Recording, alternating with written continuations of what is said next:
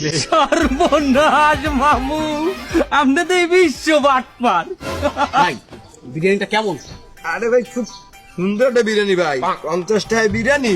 ওরে বাবা, মনে হইতেছে ভাই এই বিরিয়ানি মনে হয় মুই কালকে রাইতে বেলা খাইছিলাম বলছেন।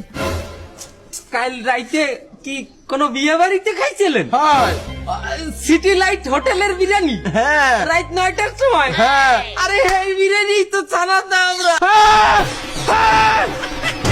বুড়ি গাল দিলাম আর সামনে আউ কবি না। এই ছানা বিরিয়ানি মানে?